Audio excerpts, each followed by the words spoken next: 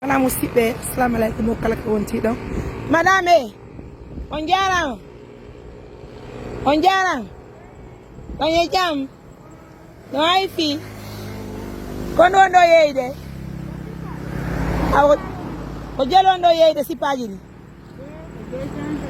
awa be mi sore konte fo mi sore kono ente do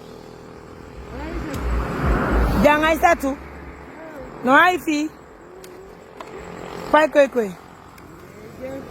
No hay pipui. Conte, poi pegale.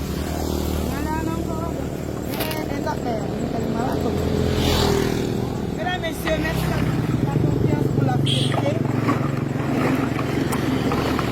Conte où donc? Oui. Yes,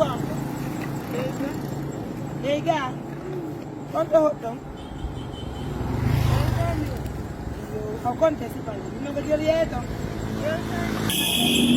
Woni jël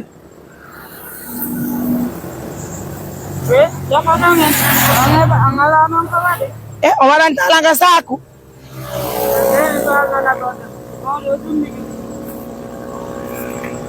wonnela nder ɗo waɗe noon ka mi soodu poore konto mari komi soɗa ɗo poore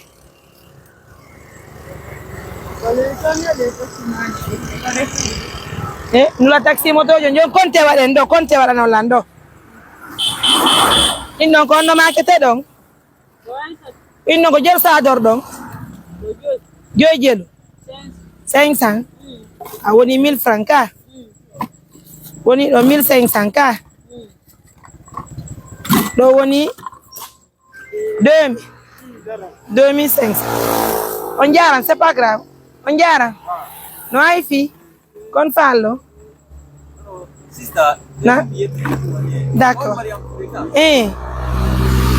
on jam no hay fi pay koy awa no hay fi next oui on jam no hay fi on jam pas l'image c'est pas grave on jam no hay fi pay koy no fi buy wallahi da wedira la fiyalle ni la wallahi albarka na fois you gol mako okay mi kento to no ma en plus okay kamo no kay Sénégal mi yette mama là de Sénégal non moi je suis de la Guinée hein okay non ko Guinée do woni ko mi kento to mo kay ZPP depuis ZPP mais quand même ko ande bay mi yette ko réseaux sociaux bande mi ma ande ko c'est bien ande adu ko ata ko en plus mi ma dilo ni way ko barka nan welti nan merci yalla yobo nan courage c'est vraiment gentil wallahi yaba no lettani ma waaw Allah ko amin nani on jarama waaw barka nan merci yo dileta kula kamera benana nani jelo awri 10000 je abo me digo do adana pore on. Mesdames, messieurs, merci à tout le monde pour la confiance, merci pour l'attention. Daledo. Daledo. Ido chonchi. Ado do.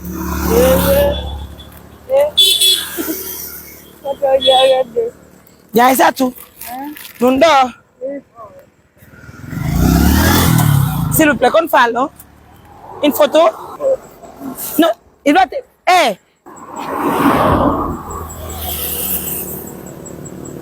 Wow, quand on y attend? Pour les gens, bonne fête par anticipation, nani? Merci. Barkana. Merci. Barkana. Merci. Ils n'ont pas été donc? Jangan satu. Quand on tonga? 7 kilos. Jaja msoli dundo ka. Iro chonchi. Ko tanti amembe Canada. Jaja tanti umu. Kama hata nimendi chonchi me hoko chonchi julde nani? Ino do. Are gata wengai nali yo.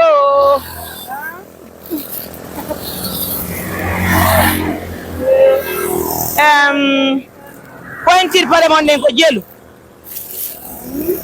Pointir patte. Idon taxi ari. Idon jomba. Ndode me wanda modem. On jomba ka. Okay. Don mari bippe. Wala bippe. Konto no wondo yaade ni. Konto ndo yaade ni. Ne anda dogo. Anto. Ya sada. Bifala yaade mi yakama onto kamo. De mena nada won kame na mamu. Ay nalan ko 7 kilo won kamo. Na mamu ndo won kame tigi. Konto ni kamo tigi. Labe to. Labi. Onto e labi. Bonje. Ah? Bonje. Amari numéro de téléphone. Me banda téléphone. Fala mi sonne téléphone. Na? Fala mi sona on téléphone. Mi sona le téléphone na. Won kamo. Ni groni kame. Uniti koje. On iti don ko. Uniti koje. On Baba Amadu da wanda. Che. Jonno wala nela on to sako mo. Sako. Acce wale non pore jini fo. Acce wale no poyi yaade nganda on jara. Saya mi adda no yo. Vas-y. No be wale no. Ari arro jes tongi tala ngardo. Ari ay jabro mbudi ay. Merci. Are do mi wara na pore gidi ngato ngi tolla mi fokkitigo e min. Hey, wale ndo joni ya mi okio ngai pore, mi okio ngai no mai. Ette dum da. Adero. Bari message dam. Adde mi wara na nga.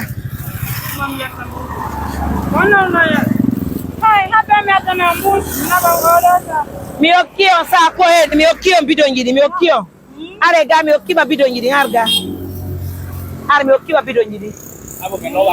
Ah, mi okima bidon gidi nan. Lo do na wara bidon gidi. Mi okio nundo.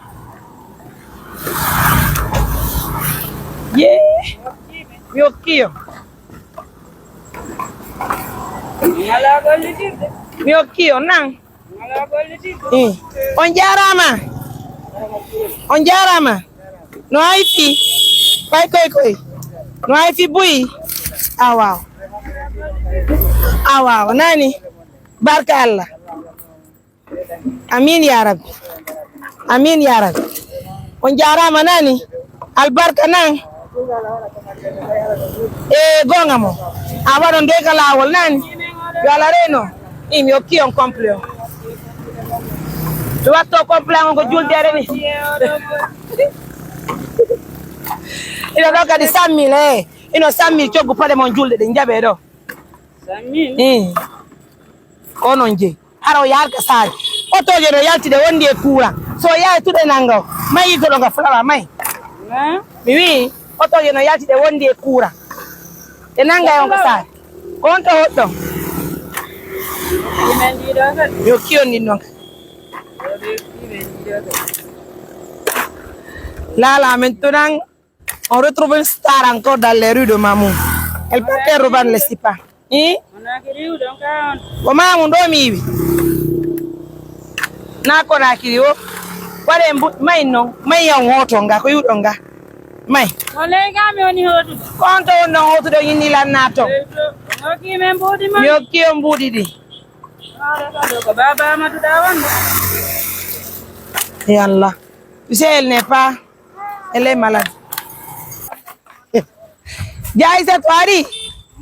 Ari mi hapana mama moja. Imbo ka travo otoje dai. Pado do imotong. Arga. Sonun. Imbo ka travo otoje dai. Elle est partie hein. Donc andimo. Certainement quand on publie la vidéo, on va voir quelqu'un de sa famille. Na? C'est pas grave, l'essentiel elle a obtenu de l'argent pour acheter ses chaussures. Et elle a obtenu un complet aussi. C'est ça aussi l'important de cette organisation humanitaire. Assister les personnes qui sont dans le besoin. mais qui n'obtiennent pas la chance. Ce matin, elle va sourire. Regardez-la. Gaï, c'est toi. Ari, mi ale godum. Ari, mi jonne téléphone ma. Voyons.